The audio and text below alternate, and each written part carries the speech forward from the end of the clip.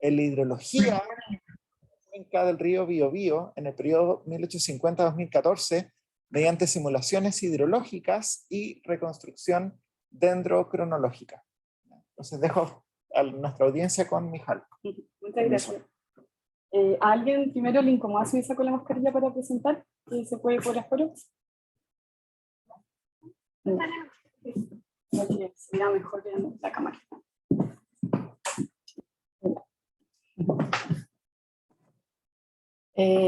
¿Comenzamos? Ya. Buenos días, muchas gracias a todos por estar presentes, profesores, familia, amigos, gente del programa de pueblos originarios que nos han financiado parcialmente este estudio. Hoy les voy a presentar mi defensa de memoria. Como comentó el profesor Pablo Mendoza recientemente, trata del impacto de los cambios en la cobertura de suelo en la hidrología de la cuenca del río Biobío entre 1850 y 2014, mediante simulaciones hidrológicas y reconstrucción dendrocronológica. Mi profesor guía es el profesor Miguel Lagos Zúñiga, profesores miembros de la comisión Ariel Muñoz Navarro y Cristian Basáez, que nos acompañan virtualmente. El profesor Cristian es parte del programa de pueblos originarios, y Ariel Muñoz, quien es profesor co-guía de este trabajo. No se cambia.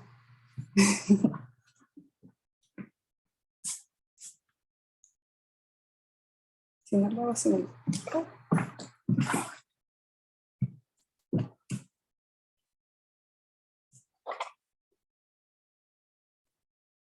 ¿Lo cambio? Sí, no, sí. Sí, dale. Sí, es fácil. Bueno, primero, modo de motivación. Voy a presentar 3 puntos. Lo primero es que el río Biobío siempre ha sido una frontera natural. Esta ha sido una frontera entre los pueblos al sur de Chile, específicamente el pueblo mapuche y el ejército de conquista español.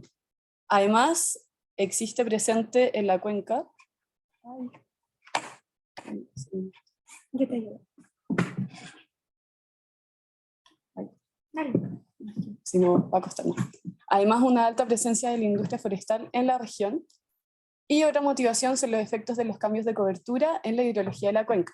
En el diagrama podemos ver los principales componentes que afectan ante la precipitación en una cuenca. Las 2 que quiero destacar acá son la evapotranspiración desde la cobertura vegetal y la transpiración que se pueden ver en las flechas de arriba cerca de las hojas del árbol. El objetivo principal de este estudio es el análisis de los cambios hidrológicos en el río Biobío entre 1850 y 2014 ante cambios de cobertura entre bosque nativo y plantación forestal. Para ello se desarrollaron 3 objetivos específicos, los cuales corresponden a la detección de cambios en la escorrentía expresada como caudal medioanual, ante variaciones en el clima en el río Biobío, luego el análisis de cambios en los caudales medios anuales por variaciones en la cobertura de suelo en la cuenca del Biobío y quiebres en las series de caudales observados frente a hitos históricos. Además, la evaluación de respuestas de los procesos hidrológicos frente a escenarios de aumento de cobertura de plantación forestal y bosque nativo para las subcuencas utilizadas en el estudio Muñoz 2016. ¿Cómo comenzamos? Lo primero, modo contexto, esta es una zona que posee muchas comunidades mapuche y una alta presencia en la industria forestal. 1.8 millones según el censo 2017 corresponden a personas del pueblo mapuche y la mayoría se concentran en la zona centro-sur. Esta cultura tiene una alta valoración en cuanto al recurso hídrico, lo cual se aplica transversalmente en su religiosidad, la cultura, la denominación de lugares aludiendo al recurso hídrico, que se llaman topónimos, entre otras formas de manifestación.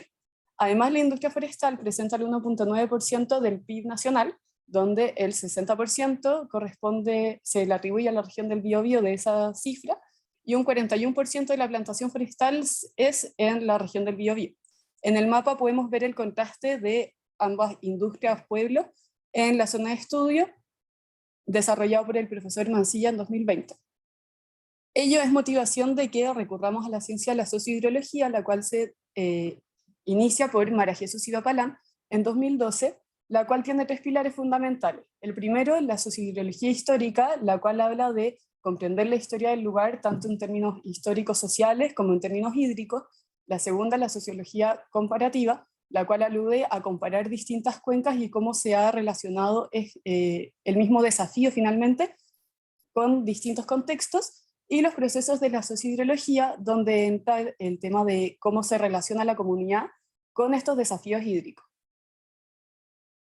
Para satisfacer el primer punto se presenta una línea de tiempo en donde quiero centrarme principalmente en un hito para mostrar cómo existen hitos históricos que podrían tener incidencia en los cambios de cobertura y posteriormente en su efecto en la hidrología, que corresponde al decreto de ley 701, el cual ocurre en 1974 y es un incentivo a la plantación de forestales, es decir, la plantación de pino y eucalipto.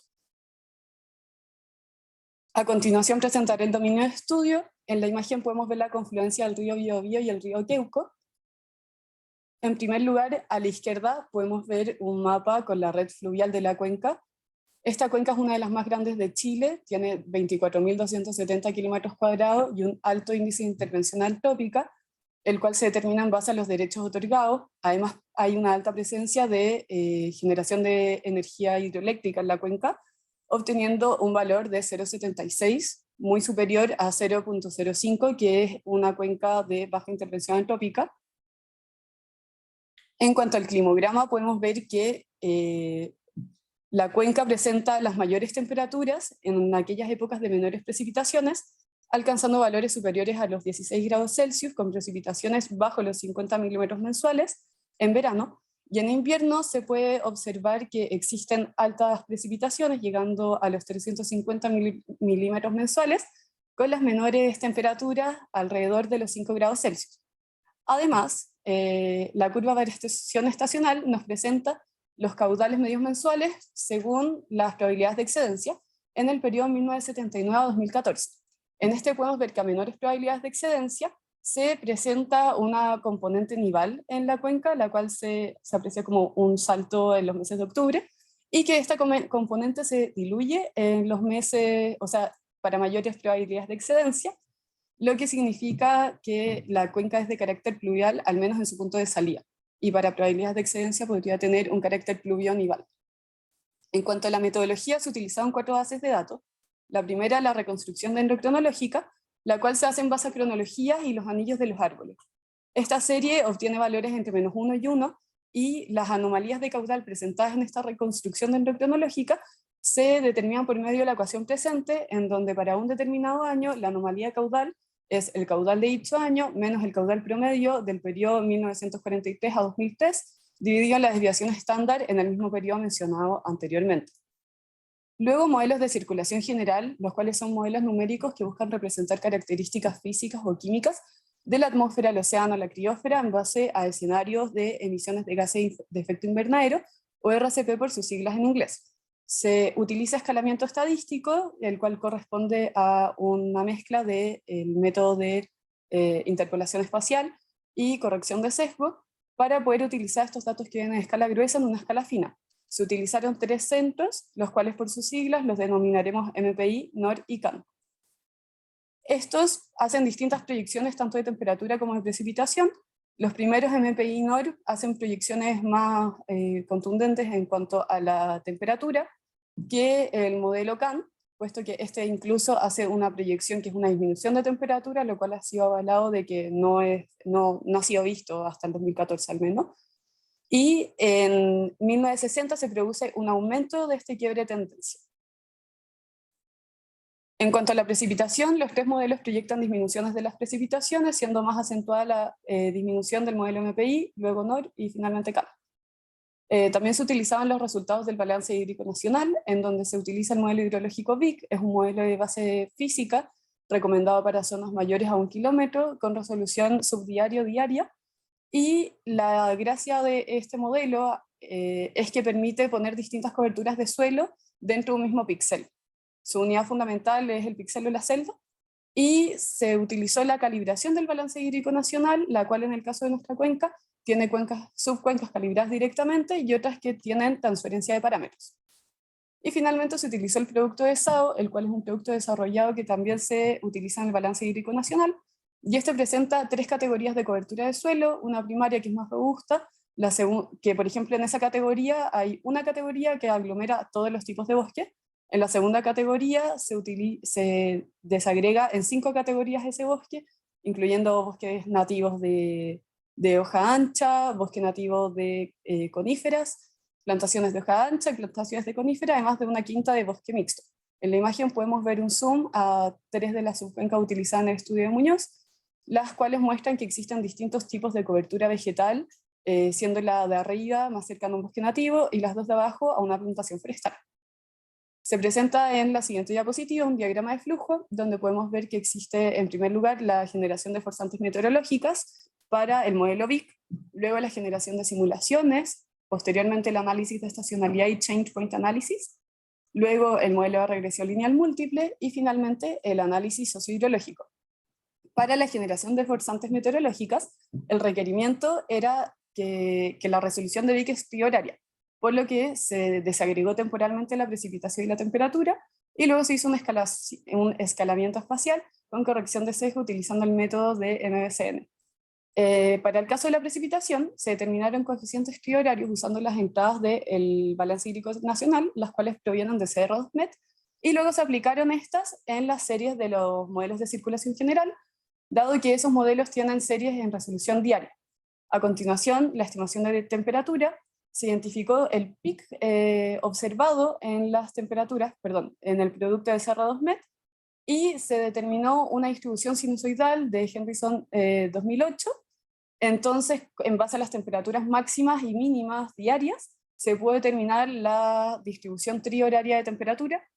Luego, para la humedad relativa y la velocidad del viento, se determinaron en base a las entradas del balance hídrico nacional, matrices con promedio y desviación estándar para días secos y días con lluvia, en total 8 matrices. Se identificaron las funciones de distribución de probabilidad de ambas variables, obteniendo una distribución normal para el caso de la humedad relativa y una log normal para la velocidad del viento, y posteriormente, en base a la ecuación que rigen dichas funciones de distribución de probabilidad, se generaron series priorarias.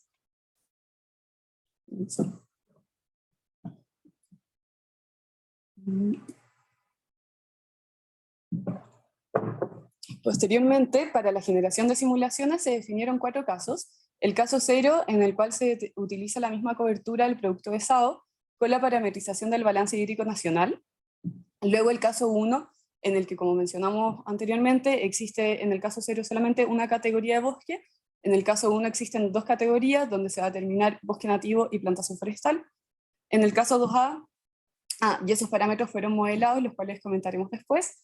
En el caso 2A, todas las fracciones de aquellos píxeles que tenían anteriormente algún tipo de bosque se igualan a 1, de forma de que se llega a un 88% de cobertura de bosque nativo en el caso 2A, y el ejemplo es similar para el caso 2B con plantaciones forestales.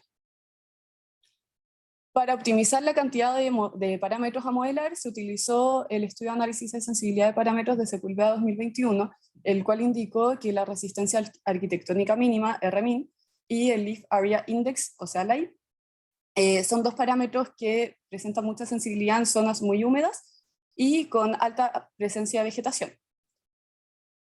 Para la determinación de LAI se utilizaban las entradas del balance hídrico nacional de parámetros, y se determinaban las medianas en aquellas celdas representativas de bosque nativo y plantación forestal. Luego se compararon con otros estudios que respondían al LAI de dichas zonas, y se encontró que la mayoría de los valores obtenidos están en los rangos validados, mientras que en los meses de junio a agosto, en el caso del bosque nativo, se subestima, lo cual tendrá repercusiones en los resultados que mostraremos después. En cuanto a los parámetros, se definieron 2 tipos de bosque en base a la mayoría de las especies observadas en la zona. El bosque nativo se modeló como un bosque de hoja caduca, puesto que 2/3 de las especies son de dicha categoría, y el bosque, las plantaciones forestales fueron modeladas como un bosque siempre verde de hoja aguja, puesto que 2/3 de los árboles corresponden a pinos. En cuanto al análisis de estacionalidad, se utilizaron 3 métricas. La primera era el centroidal hidrograma, la cual de cierta forma indica aquella fecha en un año hidrológico en la que ha transcurrido la mitad del caudal medio anual. Es decir, en el gráfico de caudales medios diarios corresponde a la fecha en la que el área bajo la curva es igual a ambos lados de dicha fecha. Luego el índice de estacionalidad de invierno anual, el cual obtiene valores de 0 en caso de que no exista caudal en invierno en un año hidrológico, y obtiene valores iguales a 1 en caso de que se concentre todo el caudal en dicho periodo. Además, el índice de estacionalidad invierno-verano, el cual nos indica de cierta forma cuántas veces es el caudal de invierno el caudal de verano. En cuanto al análisis sociohidrológico, lo primero fue la visita a comunidades y el intento de reunión con trabajadores de la industria forestal, sin mucho éxito en la última. Luego, la elaboración de entrevistas con foco en la historia hídrica, la valoración cultural y los árboles en la zona de estudio. Finalmente, el análisis con principios sociohidrológicos de los resultados. En la imagen podemos ver una negociación entre comuneros y dueños de una empresa forestal durante las visitas a terreno el 13 de marzo de 2021. A continuación, los resultados. En cuanto a las anomalías de caudales medios anuales entre 1850 y 2003, puesto que está en un año hidrológico, cabe destacar que existe una mejor representación en periodos más secos, es decir, entre 1951 y 2003. Además, el modelo dendrocronológico explica un 45% de la varianza. Por otro lado, la principal intención de usar anomalías de caudal, una reconstrucción dendrocronológica, es que estas nos presentan de cierta forma una observación lo más cercana a la época, puesto que no existían registros en 1850. Y la intención era poder ver si es que al acercar la cobertura a una cobertura de bosque nativo, se acercaban las series. Sin embargo, se ve que no existen diferencias en cuanto a anomalía de caudal entre los casos de aumento de cobertura de bosque nativo y aumento de cobertura de plantaciones forestales. Además, se identifica que existe una mayor dispersión asociada a las forzantes climáticas en el modelo MPI entre 2001 y 2013. En cuanto al caudal medio anual, lo primero es recalcar que la comparación de casos es entre el caso 1 y el caso 2A o 2B. No puede ser directa la comparación del caso 0 con los casos de aumento de plantación forestal y bosque nativo, puesto que los parámetros no son los mismos. En primer lugar, se puede ver que para los 4 periodos de tiempo y los 3 modelos de circulación general, existe un aumento de caudal medio anual al comparar el caso 1 con el caso de aumento de cobertura de bosque nativo, mientras que existe una leve disminución al comparar el caso 1 con el caso de aumento de plantación forestal. Además, se logró identificar que existe una disminución sostenida en el tiempo para los 4 escenarios y los 3 modelos de circulación general. En cuanto a la estacionalidad, podemos ver en el periodo 1850-1900 que existe un adelanto del centro del hidrograma hasta en 3 semanas, mientras que existe un leve atraso de un par de días en el caso del aumento de plantaciones forestales, lo cual también se repite en los otros periodos. En cuanto a la estacionalidad invierno anual, podemos ver que existe una mayor ponderación del caudal de invierno en el caudal medio anual al aumentar la cobertura de bosque nativo, y existe una leve disminución en dicha ponderación al aumentar a plantaciones forestales. Esto también se verifica al utilizar el índice de estacionalidad invierno-verano, puesto que existen, como mencionamos anteriormente, existen más veces el caudal de invierno dentro del caudal de verano, ante el aumento de cobertura de bosque nativo. Y en el último periodo podemos ver que existe una mayor dispersión, la cual, como comentamos anteriormente, se puede asociar a la dispersión de las forzantes climáticas en dicho periodo. En cuanto a la curva de variación estacional, podemos ver que todos los resultados subestiman, que en los resultados del balance hídrico nacional utilizando BIC se subestimaron los valores de escorrentía diaria, y que en la imagen de la izquierda se puede ver que para bajas probabilidades de excedencia existe una mayor escorrentía diaria con un aumento de plantaciones de bosque nativo en comparación a las plantaciones forestales, mientras que para altas probabilidades de excedencia existe una mayor escorrentía diaria con aumento de plantaciones forestales versus bosque nativo. En cuanto a la evapotranspiración anual, podemos ver que existe un aumento de evapotranspiración en los 4 periodos y para los 3 ICM, al utilizar al aumento de plantaciones forestales versus bosque nativo. Y esta variación a nivel mensual se puede ver que existe una disminución en cuanto al aumento de bosque nativo al compararlo con el aumento de plantación forestal, la cual puede estar asociado al la identificado anteriormente en los meses entre junio y agosto, puesto que la evapotranspiración en BIC tiene 3 componentes y una de ellas depende de la evapotranspiración desde el follaje, la cual está directamente asociada al Leaf Area Index. A continuación, ¿existen cambios en los caudales medios anuales por el comienzo de la plantación de especies exóticas? Para esto se desarrollaron 2 change point análisis, los cuales se hizo uno en la serie dendrocronológica, en donde se cruzaron la serie dendrocronológica con hitos históricos e investigados mencionados anteriormente. En esos podemos ver que existen 3 puntos de quiebre, uno que calza con la reforma agraria, otro con la creación de CONAF y otro con el decreto de ley 701, Sin embargo, no son atribuibles, puesto que también se presentan dichos quiebres de tendencia en la serie de precipitaciones del modelo MPI. Luego se hizo un change point analysis en una serie de baja intervención antrópica ubicada dentro de la cuenca del río Biobío, la cuenca río Lirquén en Cerro del Padre, la cual es mucho más de menor tamaño, y esta presenta 3 puntos de quiebre en 1990-2008. El primero coincide con la central Pangue y el último coincide con la ley de protección de bosque nativo. Sin embargo, no alcanzan a ser suficientemente robustas para decir que existe un cambio de tendencia por el cambio de cobertura, puesto que también existen cambios en la serie de tendencia de precipitación. Luego, ¿qué porcentaje de la varianza se explica por los caudales medios anuales? Perdón, ¿qué porcentaje de la varianza en la serie de caudales medios anuales no se explica por los cambios en la precipitación y la temperatura media anual? Para ello se desarrolló un modelo de regresión lineal múltiple en la misma subcuenca, y mediante un análisis de distintos modelos se llegó a la conclusión de que el modelo que mejor replicaba las condiciones de la cuenca en cuanto a la anomalía de caudal observada era el modelo que utilizaba precipitaciones y temperaturas.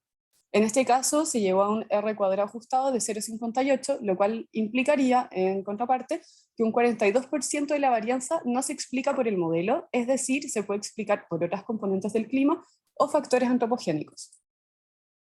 Y en cuanto a las entrevistas, se puede verificar que las 3 entrevistas concluyen o convergen a 3 puntos.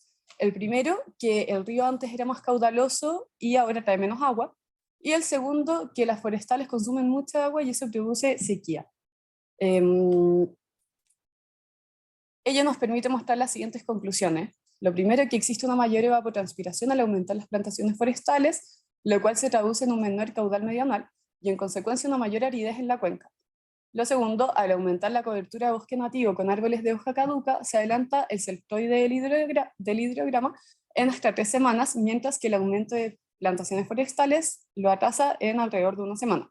Los cambios de tendencia en la serie del caudal medio anual en río Lirquén no son atribuibles a los hitos históricos mencionados, y las 3 entrevistas permiten validar los resultados obtenidos y viceversa, puesto que existe una disminución del caudal medio anual ante el incremento de plantaciones forestales y también sostenido en el tiempo, y existe una menor disponibilidad hídrica en zonas con aumento de plantaciones forestales. Los take-home messages serían: lo primero, es recomendable un análisis sociohidrológico en zonas que se identifiquen formas de valoración cultural del recurso hídrico para disminuir las externalidades en la toma de decisiones. Y lo segundo, que los procesos climáticos son más poderosos que los cambios en la cobertura de suelo. Sin embargo, cambios en la cobertura de suelo pueden incidir en cambios en los caudales medios anuales y en la estacionalidad de la cuenca. Acá se presenta la bibliografía utilizada y la biografía de fotos. Muchas gracias por su atención. ¿Dudas, consultas?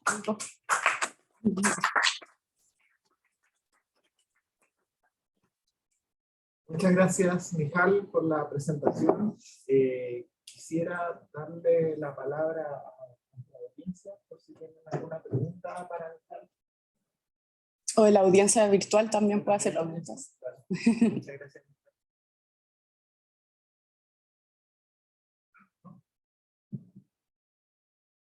¿No se ve nadie, Mijal? No veo mucho la No se ve pantalla. nada. La pantalla social, creo.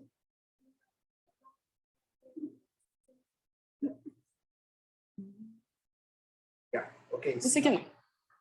Bueno, que si notabas si había mucha diferencia en el caudal de agua cuando había plantaciones nativas de cuando empezaron las forestales. Claro, Eso lo explicaste, pero es mucha la diferencia. o sea, se alcanza a tener una diferencia significativa, o en torno a los 100 milímetros al menos en cuanto a la mediana.